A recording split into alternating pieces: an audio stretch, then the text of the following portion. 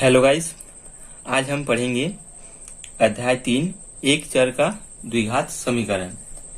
इसका कुछ प्रश्नावली 4 और 5वां का दोनों में कुछ कुछ फॉर्मूले अप्लाई होंगे, कुछ कुछ नियम हैं। तो आज हम उसको सबसे पहले पढ़ लेते हैं, फिर चौथा और प्रश्नावली स्टार्ट करूंगा। ठीक है, मैं तो पहले दोनों को, चौथा और 5वां दोनों का फॉर्मूला, नियम जो कुछ है सब आपको दोनों को एक साथ बता देता हूँ। ये पूरे वीडियो में बस ये बेसिक चीजें ही बताऊंगा मैं आज, कोई भी प्रश्न सॉल्व करके नहीं बताऊंगा। ठीक, तो चलिए शुरू करते हैं। सबसे पहले हम लेते हैं, हमारा एक भारतीय गणितज्ञ है जिनका नाम है श्रीधराचार्य। क्या नाम है?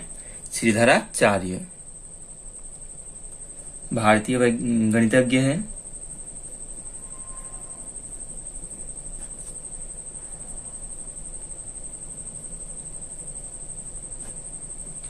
भारतीय गणितज्ञ जिनका नाम है श्रीधराचार्य।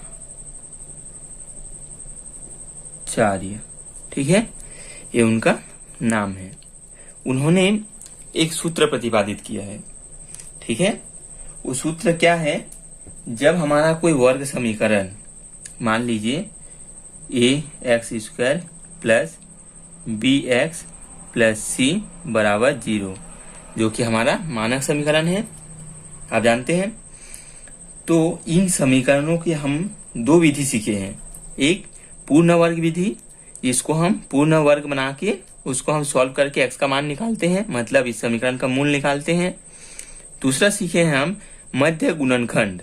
ये जो बीच का पद रहता है इसको हम गुणनखंड करते हैं, a और c के साथ गुणा करके जो भी कुछ करते हैं, मध्य गुणनखंड विधि, उस विधि से हम समीकरण का हल निकालते हैं। तो कुछ कुछ ऐसा समीकरण होता है जिसमें ना ही वर्ग समीकरण बनता है पूर्ण वर्ग, और ना ही मध्य विभाजन होता है। पूर्ण वर्ग बन भी जाता है पर मध्य विभाजन नहीं होता, तो ऐसे समीकरणों में हमको सॉल्व करते नहीं बनता। तो उसी लिए श्रीधराचार्य जी ने एक सूत्र प्रतिपादित किया है जिसके थ्रू हम किसी भी वर्ग समीकरण के मूल को ज्ञात कर सकते हैं, और बहुत ही सिंपल ही है। ठीक है, हमारा जो वर्ग समीकरण है क्या है? ax² plus bx plus c बराबर 0। इसी समीकरण से उन्होंने सूत्र प्रतिपादित किया है। मैं पूरा सूत्र को प्रतिपादित नहीं करूंगा। अगर आपको इसके पूरा डिटेल्स में देखना है तो आप पेज नंबर 86 में जाके देख सकते हैं। ठीक है, 10th के आपके जो बुक है टेक्स्ट बुक, उसका 86 पेज नंबर में आपको सबसे लास्ट में मिल जाएगा, आप जाके देख लीजिएगा। मैं सीधा इसका फॉर्मूला को लिख रहा हूँ। उनका जो फॉर्मूला है वो है x बराबर -b plus minus √b² minus 4ac पूरे के बटे में क्या होगा 2a। ये सूत्र उन्होंने प्रतिपादित किया है। कहाँ से? हमारा जो मानक वर्ग समीकरण है उससे। ठीक है, x का मान निकाले हैं, और हम जैसे कि जानते हैं x वर्ग समीकरण है, x का अधिकतम घात 2 है, तो हमको 2 मूल प्राप्त होगा। इसलिए यहाँ पर देखिए प्लस माइनस 2 है। एक बार हम प्लस लेके इसको सॉल्व करेंगे, जो मान आएगा वो पहला मान होगा। एक बार माइनस लेके चलेंगे, जो मान आएगा वो हमारा दूसरा मान होगा। तो हर एक वर्ग समीकरण का 2 मान प्राप्त होंगे। ठीक है, तो ये हुआ हमारा सूत्र विधि से किसी भी वर्ग समीकरण का मान कैसे ज्ञात करेंगे। ठीक है, उसका सूत्र है। और कोई भी समीकरण का a b c का मान निकालना तो आप जानते हैं। तो कोई भी समीकरण दिया होगा उसका a b c का मान निकालेंगे इस समीकरण से तुलना करके, और ये जो सूत्र है इस सूत्र में आप पुट करोगे तो x का मान निकल जाएगा, जो कि 2 मान निकलेगा। एक प्लस में, मतलब यहाँ पर प्लस रखोगे और एक बार माइनस रखोगे सूत्र पे, तो 2 मान आएगा। 2 मान जो होगा वो इस वर्ग समीकरण का मूल होगा। ठीक है, अब आगे आते हैं हम। ये तो हो गया हमारा वर्ग समीकरण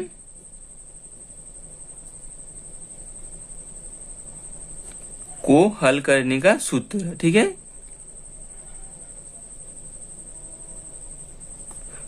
करने का सूत्र। ठीक है, अब आते हैं, अब इस सूत्र के बारे में चर्चा करते हैं। इस सूत्र से एक चीज बाहर आता है जिसको बोलते हैं द्विघात समीकरण के विभेदक या विविक्त कर। द्विघात या वर्ग समीकरण जिसको हम बोलते हैं वर्ग समीकरण के विभेदक। ठीक, इसको विविक्त कर भी बोलते हैं।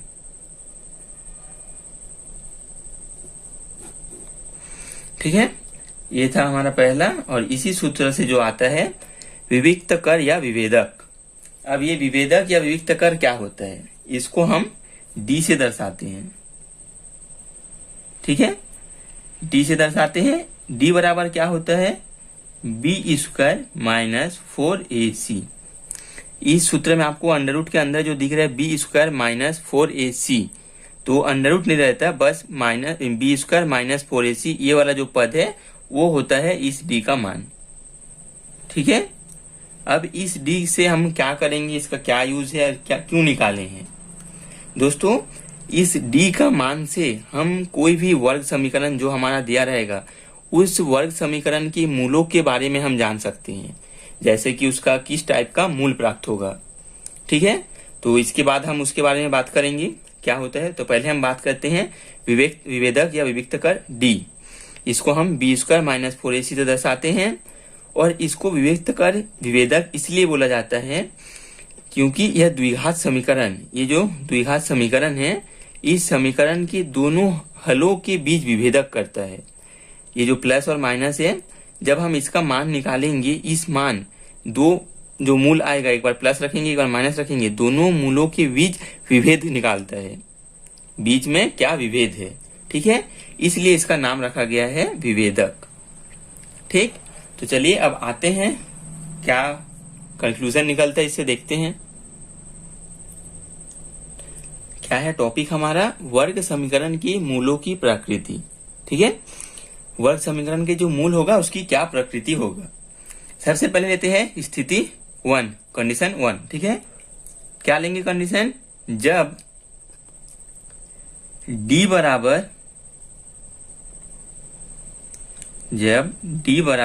0 हो। ठीक है, पहला कंडीशन हमारा क्या है, जब d बराबर 0 हो। इस कंडीशन में आप देखिए हमारा x का मान क्या प्राप्त होगा, x बराबर minus b plus minus under root of, देखिए d बराबर क्या है, बी स्क्वायर माइनस 4ac, तो माइनस 4ac की जगह हम लिख सकते हैं d। ठीक है, अब अपॉन में क्या है 2a। अब हमको minus b plus minus under root में d का मान क्या दिया हुआ है 0। हम ऐसा फर्स्ट कंडीशन जो लिए हैं d बराबर 0, 2a।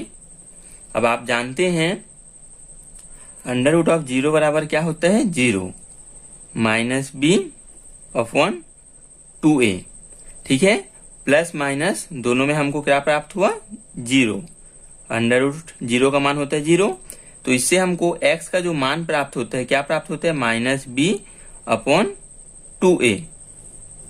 ठीक है, कौन सा स्थिति में, जब हम d बराबर 0 ले। अब देखिए ये प्लस माइनस के बाद वाला जो 0 था ये पूर्ण रूप से हट गया। अब 0 है तो इसका हमको कोई भी मतलब नहीं है। तो देखिए दोस्तों, जब d बराबर 0 होगा तब हमको एक ही मूल प्राप्त होंगे। ठीक है, एक ही मूल प्राप्त होंगे कैसे, जैसे हम समीकरण को इसके पहले हल किए थे तो हमको x बराबर मिलता था मान लीजिए 2, तो हम दूसरे बार में भी x बराबर क्या निकालता था 2, तो मान तो 2 ही निकलेगा, मगर क्या होता है इस स्थिति में x का मान दोनों में समान होता है।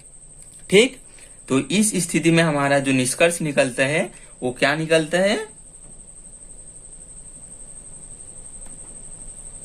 निष्कर्ष ये निकलता है कि यदि d बराबर 0, कोई वर्ग समीकरण में d बराबर 0 हो तब वर्ग समीकरण के दोनों मूल वास्तविक व समान होते हैं। ठीक है, ये आया हमारा पहला स्थिति का निष्कर्ष। अब लेते हैं हम दूसरा स्थिति। दूसरा कंडीशन हम क्या लेंगे? स्थिति सेकंड। ठीक है, इस स्थिति में हम लेंगे जब d बड़ा है 0 से। ठीक है, ये हुआ हमारा कंडीशन।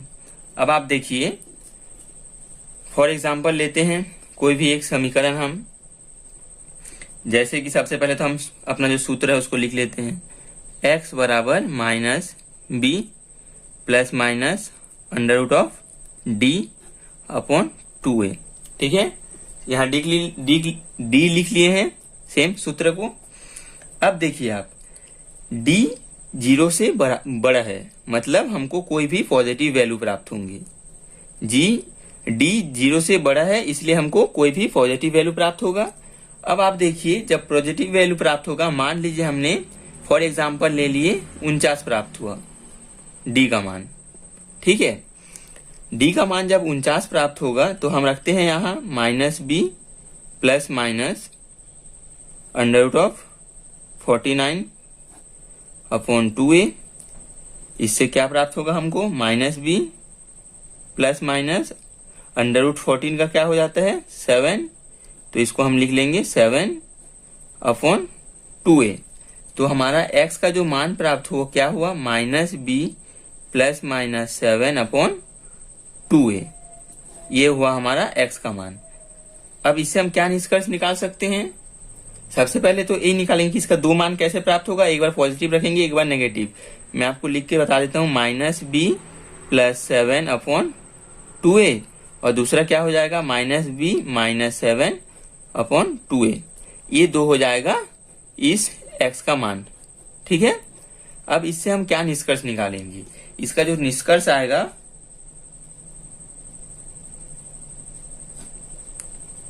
वो होगा, देखिए वास्तविक वैल्यू प्राप्त होगा।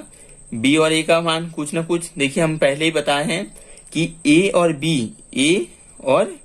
b ये जो दोनों होता है ये वास्तविक वैल्यू होता है। ठीक है, वास्तविक मान होता है। तो a और b का अगर वास्तविक मान होगा तो इससे हम जब जोड़ेंगे घटाएंगे तो वो जो मान प्राप्त होगा वो भी हमारा वास्तविक मान प्राप्त होगा। ठीक है, तो इससे हमारा जो निष्कर्ष आएगा वो होगा, यदि d बड़ा है 0 से तो वर्ग समीकरण के दोनों मूल वास्तविक होंगे, परंतु वास्तविक और असमान होंगे। असमान होगा। ठीक है, कैसे? जैसे पहले में हमारा x का वैल्यू आया था माइनस बी अपॉन 2a, एक ही मान आया था। मैं क्या बोला? ऐसी दो मान प्राप्त होगा, इसलिए यहाँ पर समान आया। अब दूसरे में देखिए, वास्तविक तो प्राप्त कैसे हुआ तो समझ गए। अब असमान कैसे होंगे? यहाँ पर जब कोई भी, मान लीजिए ये एक संख्या है, इससे जब आप 7 जोड़ोगे तो अलग मान प्राप्त होगा, और उसमें से 7 घटाओगे तो अलग मान प्राप्त होगा। ठीक है, समझ में आ गया? तो इससे हमारा वास्तविक वैल्यू तो जरूर प्राप्त होगा, मगर वो असमान होंगे। ठीक, अब आते हैं हम तीसरा स्थिति पे, कंडीशन नंबर 3। ठीक है, इसमें हम क्या लेंगे? d छोटा है 0 से। ठीक है, इसका मतलब क्या है? d का जो मान आएगा वो आएगा हमको नेगेटिव। ठीक है, मतलब ऋणात्मक। 0 से छोटा है मतलब ऋणात्मक है d का मान। तो इस स्थिति में हमारा x का मान क्या हो जाएगा? x बराबर minus b plus minus under root में क्या होता है? d upon 2a। अब d का मान नेगेटिव है तो माइनस बी प्लस माइनस कोई भी मान लीजिए। अब माइनस, जैसे उसमें प्लस 49 लिए थे तो हम इसमें माइनस 49 ले लिए। ठीक है, d का जो मान आया वो आया माइनस 49 बटे 2a। ठीक है, पर आप जैसे कि जानते हैं कोई भी माइनस संख्या का वर्गमूल नहीं निकल सकता। ठीक है, कोई भी माइनस अगर होगा, माइनस वर्गमूल के अंदर होगा तो इसका मान काल्पनिक हो जाता है। ठीक है, इसका मान हम नहीं निकाल सकते।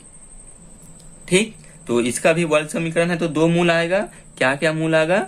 Minus b plus under root of minus 49 upon 2a और दूसरा आएगा minus b minus under root minus 49 upon 2a। ठीक है, तो जैसे कि आपको दिख रहा है दोनों मान अलग अलग है, यहाँ प्लस है यहाँ माइनस है, तो जब हम इसको सॉल्व करेंगे तो अलग अलग वैल्यू आएगा। तो हमारा ये जो निष्कर्ष निकला ये क्या निकला, सबसे पहले तो हम ये देखेंगे कि हमको कौन सा मान प्राप्त हो रहा है, वास्तविक या काल्पनिक। अंडर रूट में प्राप्त हो रहा है तो ये वाला पूरा वैल्यू काल्पनिक हो जाएगा, वास्तविक क्योंकि हम इसका मान नहीं निकाल सकते। माइनस 49 अंडर रूट में है जो कि इसका मान हम नहीं निकाल सकते, इसलिए d छोटा है 0 से, तब वर्ग समीकरण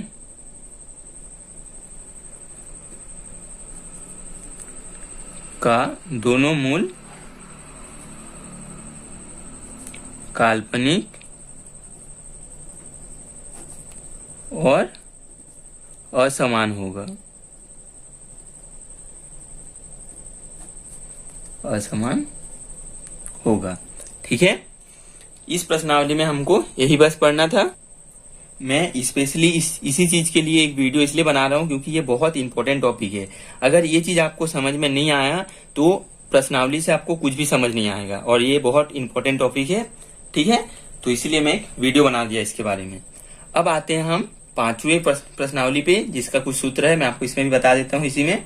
ठीक, तो चलिए हमारा जो मूल निष्कर्ष निकला उसको मैं एक छोटी सी कागज में लिख के आपको एक बार में बता दे रहा हूँ, और आप इसको वीडियो को पुश करके पूरे चीज को लिख लीजिए, अपनी कॉपी में उतार लीजिए, क्योंकि समीकरण जब प्रश्नावली बनाएंगे तब यही चीज हमको काम आने वाला है।